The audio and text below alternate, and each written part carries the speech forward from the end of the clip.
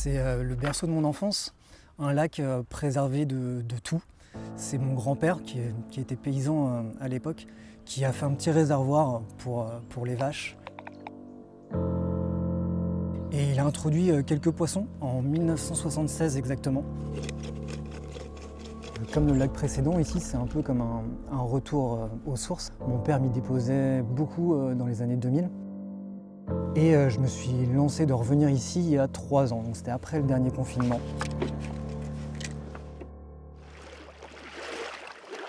Un des premiers poissons que j'ai aperçu un petit peu plus en amont, c'était une énorme commune.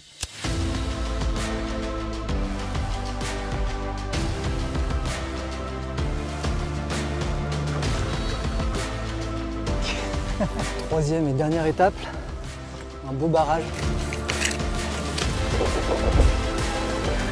Non.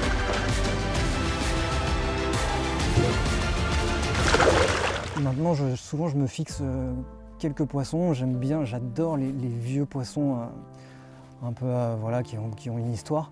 Et je prends tout autant de plaisir qu'avant sur des très grandes étendues sauvages.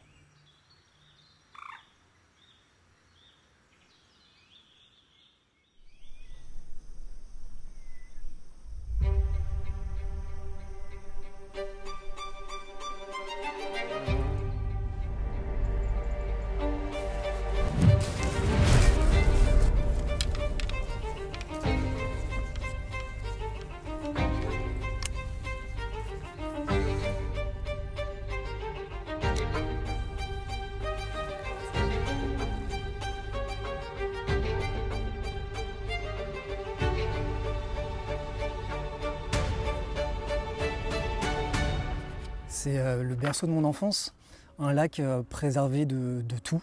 C'est mon grand-père qui était paysan à l'époque, qui a fait un petit réservoir pour les vaches. Et il a introduit quelques poissons en 1976 exactement. Lui, il n'était pas pêcheur, donc c'était par l'intermédiaire d'un ami. Et puis mon père est arrivé au cœur des années 80 et il a attrapé ces poissons pour la première fois, d'une manière très traditionnelle, à la canne en bambou. Et puis moi j'ai pris le relais dans les années 90. La toute première fois que j'ai attrapé une grosse carpe ici, c'était en 1998 exactement. Je m'en rappelle vraiment très bien parce que c'était juste avant la Coupe du Monde. Mon père m'avait acheté ma première batterie de canne. Et voilà, c'était les techniques modernes. C'est un des poissons qui habite encore le lac. Donc aujourd'hui je trouve ça juste incroyable parce que c'est un poisson qui a presque 50 ans. 50 ans, 47 ans exactement. Donc moi je l'ai attrapé, mon père l'a attrapé et mon fils l'attrapera certainement un jour. Et à côté d'elle, il y a d'autres poissons qui gravitent et il y a 4 carpes, donc 3 miroirs magnifiques. Donc une linéaire super jolie, une foulie et puis une autre presque foulie également et une commune. Et ces 4 poissons-là sont vraiment très ancien et j'espère pouvoir vous en montrer une d'ici demain matin.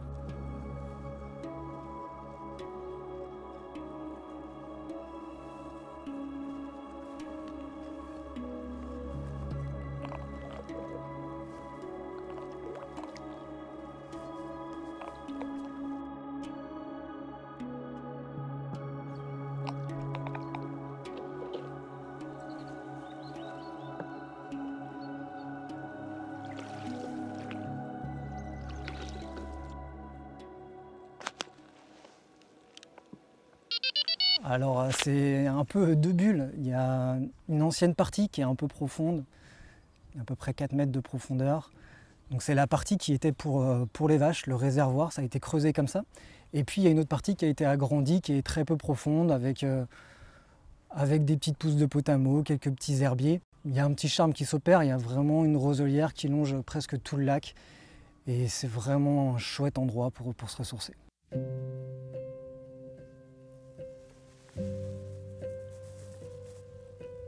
Alors, il y a 12-13 carpes.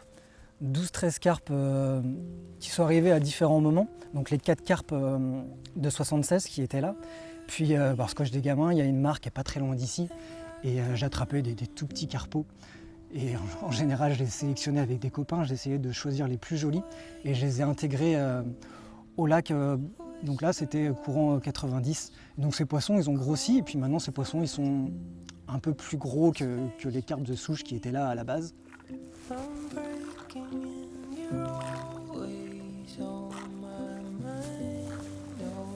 Après, les poissons, j'essaie de vraiment les préserver. Je pêche très peu souvent pour voilà, essayer de les garder vraiment en bonne santé. Et ça fonctionne puisque certaines d'entre elles ont presque 50 ans aujourd'hui.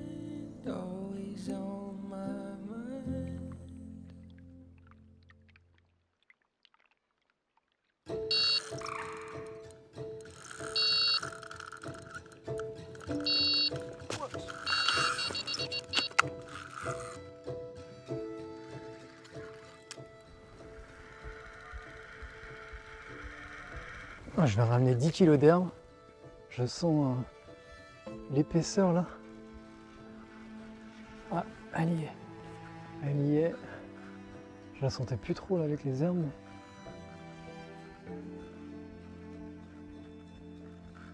Je pense qu'il y a un peu d'herbe qui s'est détachée. Je pense que tu dois avoir un beau mélange d'élodée et de potamo là. Ça... Oh. Ah oui. Oh. Voilà, une quantité d'herbier, mais un truc de fou.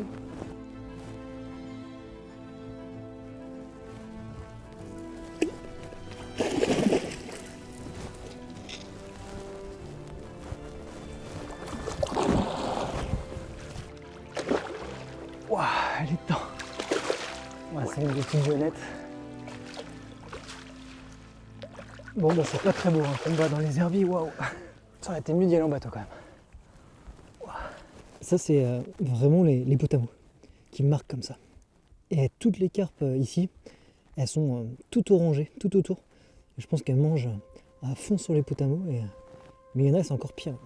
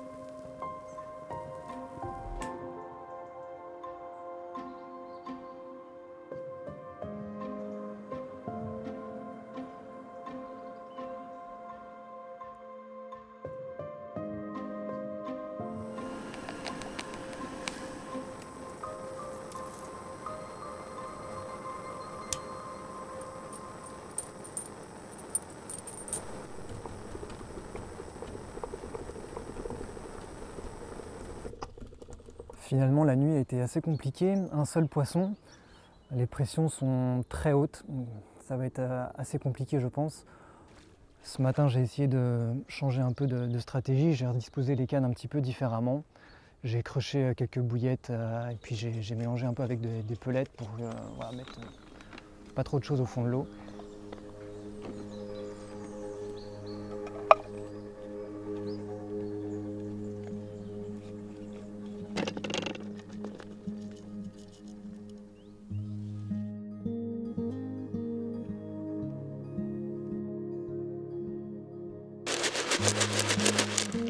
On va voir, j'y crois encore, il reste quelques heures. Les vieux poissons sont un peu moins opportunistes que les plus jeunes, mais bon, il reste encore un petit peu de temps, on va voir.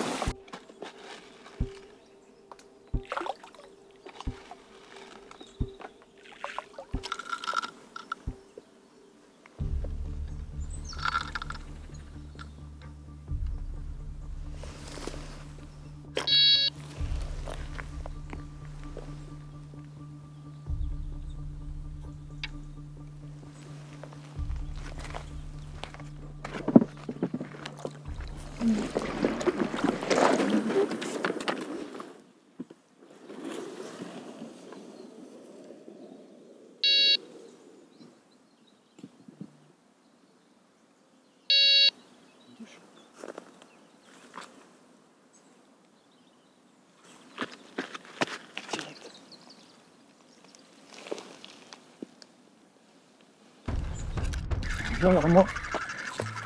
Putain, je viens juste de la poser à l'instant. Elle est partie au bout. Putain.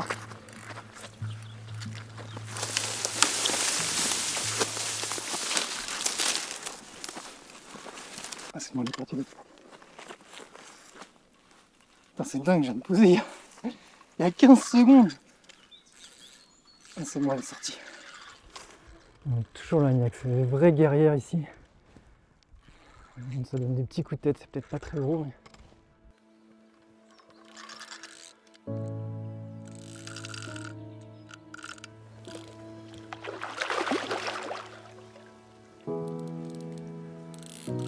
Bon, c'est toujours pas une des vieilles mamies. J'ai l'impression que c'est une petite commune. Ah non, c'est miroir en fait.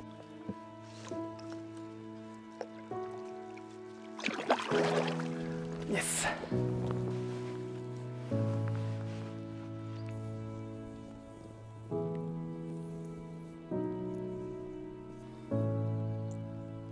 Moi, j'en reviens vraiment pas. Je l'ai attrapé il y a à peine 12 heures. Et là, elle remord. Tout est un peu curieux parce que je venais juste de déposer le montage. Donc voilà, il y a 12-13 poissons sur le lac et il faut que j'attrape 2 fois le même poisson. C'est pas le plus joli, mais voilà, c'est une des jeunes miroirs de l'étang. Donc dommage, on n'a pas attrapé les vieilles. Bon voilà, c'est quand même sympa de terminer sur un poisson juste avant de partir.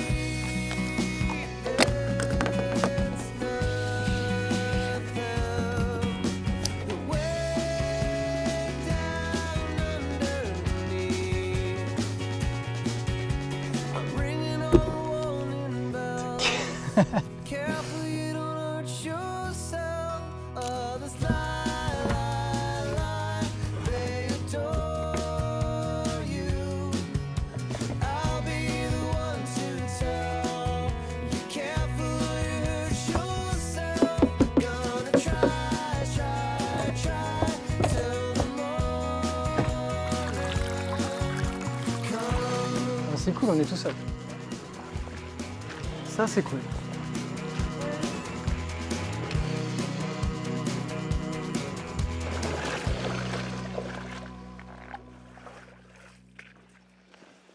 Comme le lac précédent, ici, c'est un peu comme un retour aux sources. C'est un peu le lac de la transition pour moi. Mon père m'y déposait beaucoup dans les années 2000. Juste avant d'avoir le permis de conduire, j'y ai pêché entre 2000 et 2005. Et il y avait des super jolis poissons, des vieilles carpes déjà avec des belles écaillures.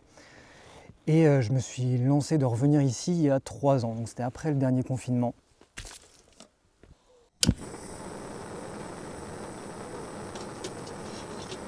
Le lac avait complètement changé, mais je me disais qu'il restait certainement quelques rescapés, quelques poissons que j'avais déjà attrapés les années auparavant.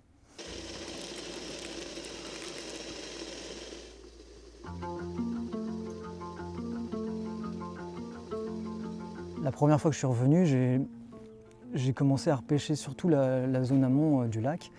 Et voilà, l'eau était très très claire et je me suis rendu compte qu'en finalement il y avait pas mal de nouveaux poissons qui nageaient ici, donc des tailles de plus importantes. Avec le développement de l'élodée du Canada, ça a fait complètement exploser la nourriture naturelle. Maintenant les poissons ont vraiment beaucoup de ressources, des corbicules, des écrevisses, ils s'en est gorgé. Et donc bien sûr ça a fait augmenter la taille des poissons.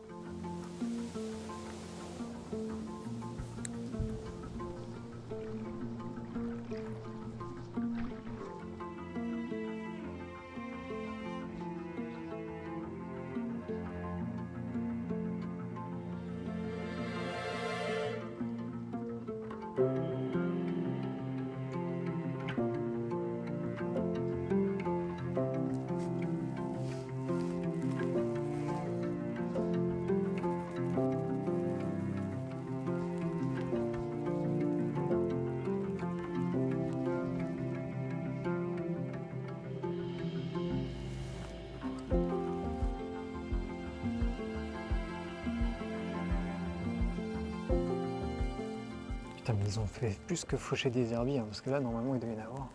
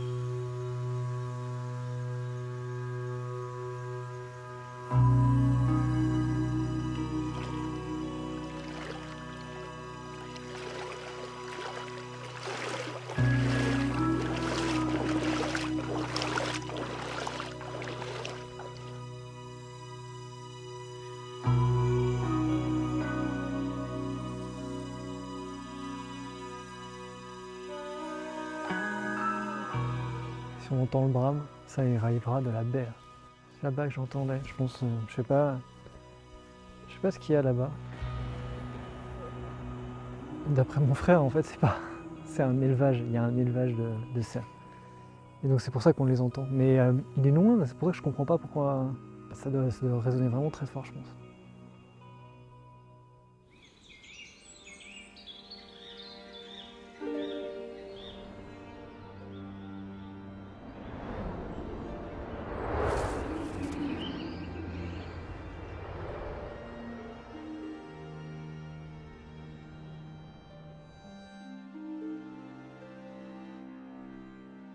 Ces dernières années, j'ai passé énormément de temps sur les Grands Lacs, j'étais vraiment obsédé par eux. Et puis, depuis 3-4 ans, je reprends vraiment beaucoup de plaisir à revenir sur des petites flottes, comme la nuit précédente ou comme ici. Des lacs moyens, mais où vraiment il y a un calme, il y a quelque chose qui s'en dégage. Là, on est sur un lac pas très grand, mais vraiment à l'entrée de la forêt. Voilà, j'adore ces moments-là, c'est vraiment des beaux endroits.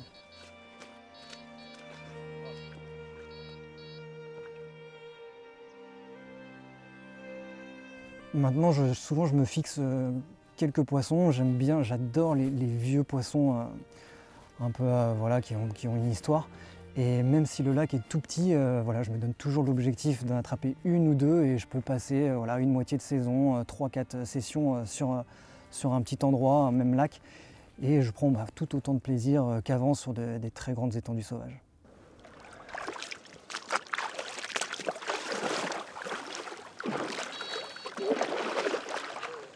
C'est une tanche. Regarde la canne, elle a défoncé. Donc un des premiers poissons que j'ai aperçu un petit peu plus en amont, c'était une énorme commune. Le poisson, il est passé devant moi, j'étais en stalking, j'avais juste 2 cannes ce jour-là. Et je le voyais remonter tout doucement en fait la bordure. Je le voyais parfaitement du bord, je l'avais aperçu juste avant en plastimo. Et j'ai déposé du coup un montage à quelques mètres devant lui. Une petite flottante, je m'en rappelle, mais peut-être un peu trop flashy. Et lorsqu'elle est arrivée sur la flottante, eh ben, elle a fait tout de suite demi-tour, comme un gros stop. Donc j'étais hyper frustré et je me suis dit donc l'année suivante, donc c'était l'année dernière, je me suis dit que j'allais vraiment pêcher le lac d'une manière assez importante. Donc je venais une fois tous les 15 jours à peu près. Puis entre-temps, bien sûr, j'ai eu quelques infos supplémentaires sur le lac, j'ai vu quelques nouveaux poissons. Et puis après, en regardant avec les anciennes photos, je me suis rendu compte que c'était des poissons que j'avais déjà attrapés aussi dans les années 2000. Donc je me suis mis en tête l'année dernière 2 magnifiques miroirs que j'ai attrapés. Donc une l'année dernière, puis j'en ai attrapé une en tout début de saison. Mais il m'en manquait encore quelques-unes que j'avais vraiment envie d'attraper, dont une foulie vraiment magnifique qui était un peu la tête d'affiche dans les années 90. J'ai toujours rêvé de ce poisson-là, il a été attrapé plusieurs fois et moi je ne l'avais jamais capturé. Et il y a 15 jours, gros coup de vent sur le lac et j'ai attrapé cette magnifique foulie qui est vraiment toute jeune. C'est vraiment un très vieux poisson qui est magnifique, avec des écailles incroyables. Et à côté de ça, j'ai attrapé plusieurs poissons cette nuit-là. Et je suis tombé donc du coup, sur le poisson que je recherche depuis 3 ans, la grosse commune que j'avais observée dans les basses profondeurs plus haut. Je comptais vraiment arrêter la pêche ici. Et elle est tombée, voilà, vraiment le gros coup de vent. J'ai essayé d'y pêcher dans plein de conditions différentes, j'arrivais jamais à l'attraper. Et elle est tombée sur le moment où je m'y attendais vraiment plus trop. C'était vraiment mon tout dernier espoir.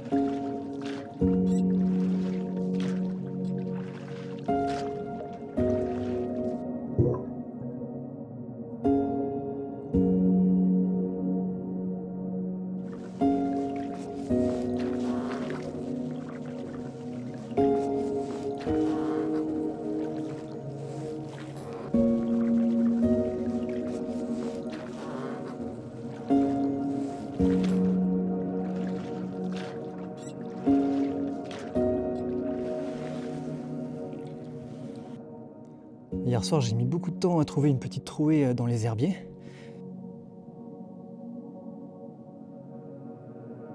Finalement, j'ai trouvé une petite tache de 1,50 m à peu près, dans 50 cm de profondeur. Et du coup, j'ai déposé mon montage juste à la fin de la tâche pour que le plomb soit juste en lisière d'élodée. Et puis le montage reposait quelques centimètres devant. 2 tigers et puis voilà, une belle petite commune du lac.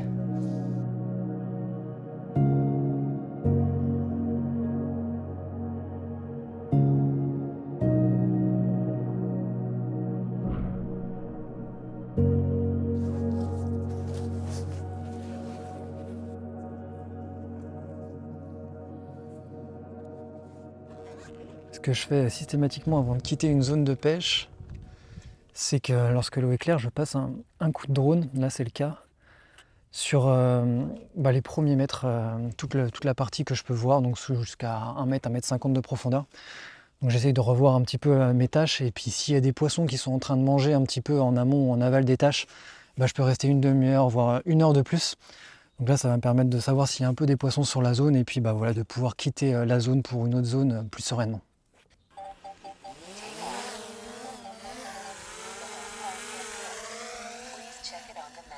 Je descends un petit peu pour voir, mais j'ai pas de poisson 50 mètres à gauche. Sur toutes les grosses taches à gauche, j'ai rien du tout. Sur la droite, je devine, je pourrais pas savoir, mais il n'y a rien du tout. Je vais aller balayer l'autre zone opposée maintenant. Mon montage doit être par ici.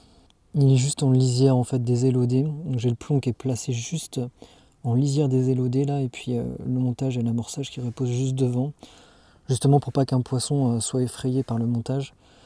Mais là je vois pas une seule carpe, il n'y a rien du tout sur le plateau.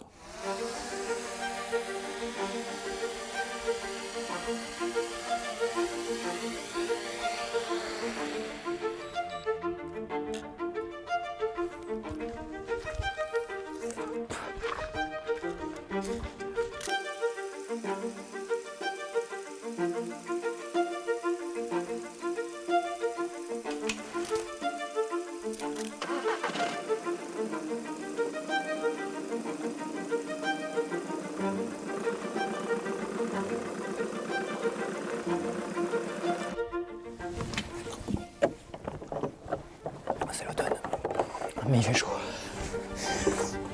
Ouah.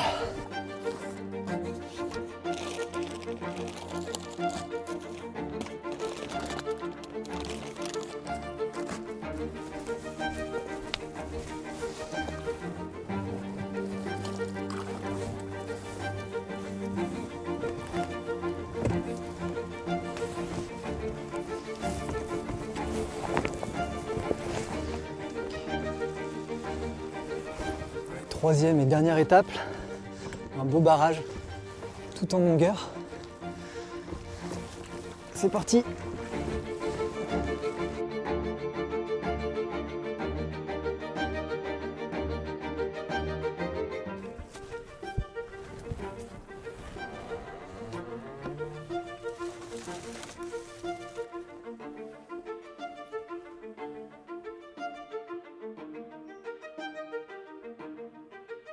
Pour la troisième nuit, je vous emmène sur un beau barrage, très sauvage, très peu accessible. Il y a juste une mise à l'eau et encore avant, il n'y avait même pas de mise à l'eau ici. Si vous l'avez compris au fil de l'histoire, c'est la troisième étape dans mon processus. Donc le petit étang, ensuite l'étang moyen sur lequel mon père me déposait avant d'avoir le permis de conduire. Et ici, une fois que j'ai eu le permis, je pouvais commencer à pêcher des barrages. Donc là, c'est un barrage de 80 hectares environ. Et c'était vraiment la dernière étape avant d'attaquer les grands lacs.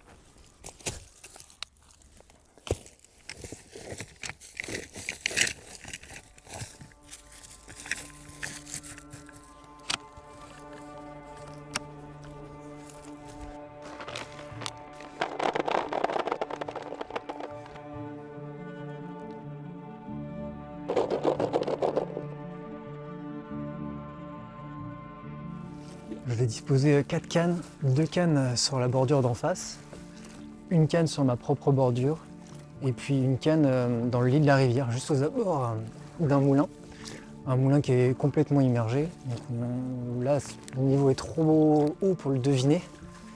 Mais je sais qu'il est ici, j'ai pas d'écho-sondeur, mais je me repère toujours par rapport à 2 arbres. Et là, on est parti pour déposer un montage en bordure, proche de gros blocs de roche. Alors comme sur le lieu précédent, là je continue sur le combi multirig. Donc là il y a un boom plus un hameçon continental. Gros avantage c'est que avec le boom, déjà je m'assure que dans les roches et dans la pente, le montage soit bien opérant. Et puis le gros avantage qui est un peu écologique que j'aime bien, c'est que je peux changer les hameçons systématiquement et garder mon battling sur plusieurs poissons. Donc là je vais poser mon montage juste dans le bas de la pente. Donc là, il faut bien s'imaginer que la pente est quand même très raide avec les branches. Les branches, elles s'arrêtent à peu près à 1 m 50 dans l'eau. Et les blocs de roche continuent de descendre jusqu'à peu près ici, jusqu'à 5-6 mètres du bord. Moi, ce que je veux, c'est ne surtout pas poser au milieu des blocs de roche, mais juste vraiment au niveau du dernier bloc de roche. Et là, du coup, j'ai un petit plat derrière, donc sur la dernière marche. Et là, le montage sera parfait. Là, j'ai encore des blocs de roche. Là, je les sens. Là, je vois que le montage se pose sur un bloc et quand ça descend encore de 30 cm, c'est qu'encore j'ai encore des gros blocs, comme on voit juste ici.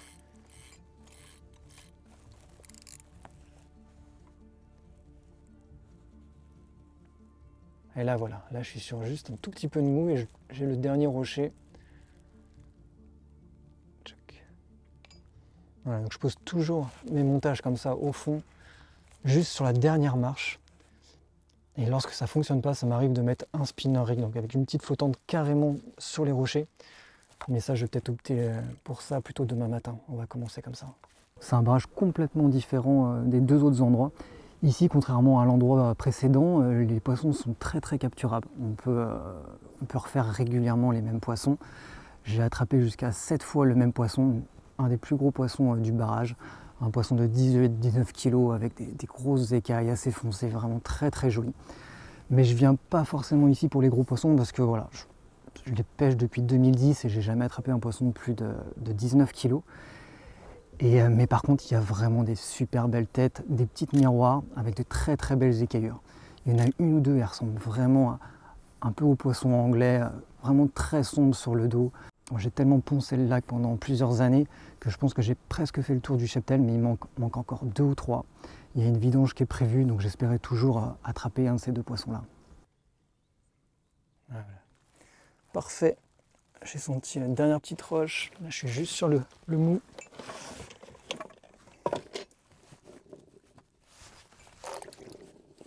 J'adore être très très mobile. J'ai investi dans une barque pliante que je peux mettre maintenant sur le toit et qui me permet de déménager en 2-2. Donc c'est pour ça qu'on a fait 3 lacs, 3 destinations différentes.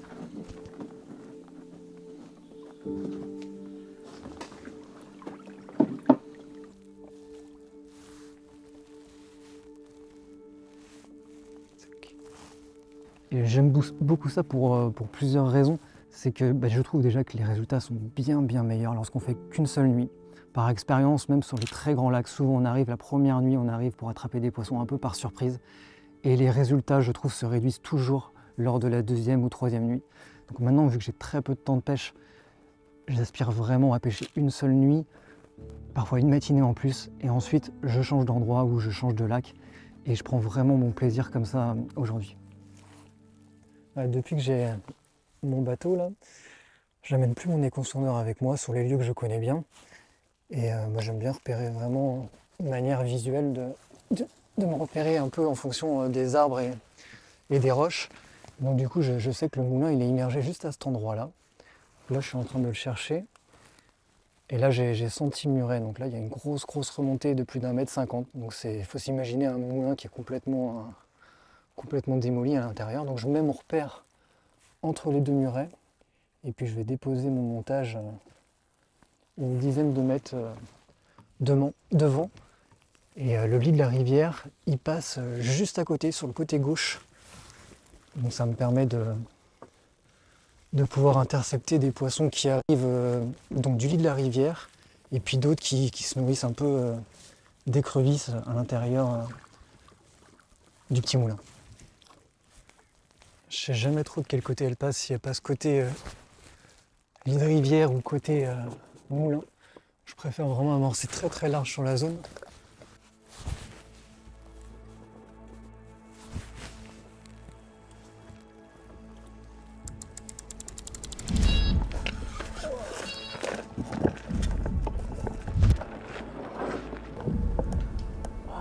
En fait j'ai senti le pieu, elle était passée derrière un pieu et puis je pense que ça a coupé sur le 2e parce qu'il y en a dû y en avoir un 2e ici. Les 2 retours, ça s'est pris là.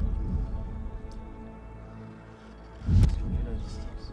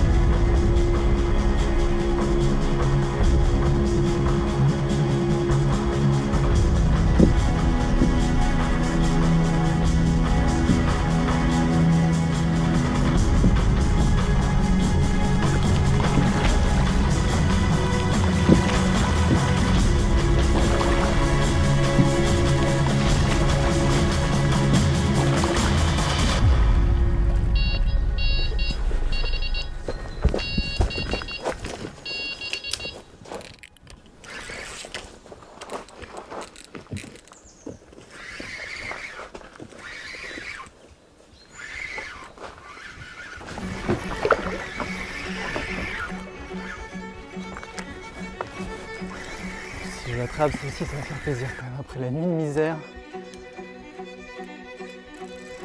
Ouah. Oh, il a du jus.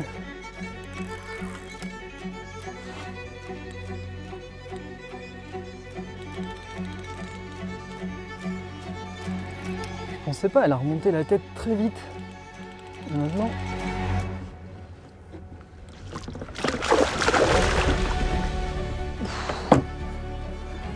Oh, ça y est, ça fait plaisir.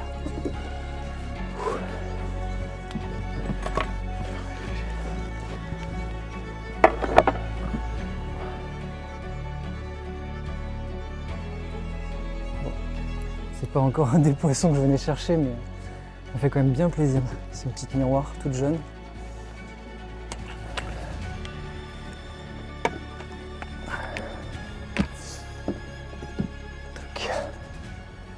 Je l'ai faite avec quoi celle-ci? Ah, c'est avec... C'est le montage que j'ai changé. J'ai rien eu de la nuit là-bas. Et du coup, je trouvais que c'était un peu trop profond la zone. Il y avait 6 bons mètres. Je me suis rapproché de juste une toute petite crique là derrière. Les oubliés en plus étaient beaucoup moins gros. Et j'ai mis une petite ligne en 20 allégée avec un tout petit bouliage sur un spinner. Et puis 1 heure plus tard, voilà une belle miroir.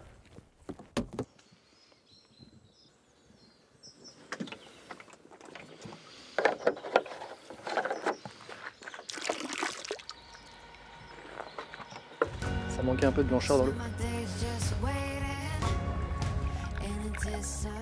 Je commençais à désespérer. Juste avant de partir, une belle miroir. Elles m'ont mis la misère toute la nuit. Je me suis dit que finalement, j'allais peut-être pas attraper de poisson sur cette destination. Mais finalement, si. Un poisson sur chaque.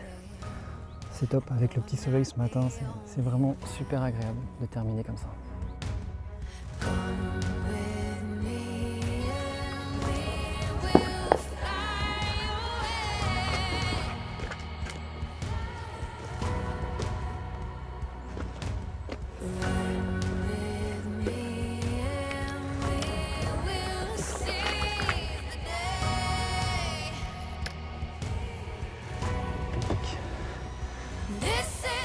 J'avais le miroir dans les bras il y a à peine 5 minutes. Et puis la touche. Et là c'est une toute petite coco sauvage du barrage qui arrive de la rivière. Que je prends d'habitude beaucoup plus en amont qu'ici. Et voilà. Top pour finir. Cool. Voilà, toute petite commune. Moi je les appelle celles-ci les co-sanguines, mais je les aime bien. C'est un poisson super vieux, j'en sais rien du tout, voilà, un peu quelques maladies. On voit les faisceaux là, c'est drôle de poisson, mais voilà, c'est un poisson de plus.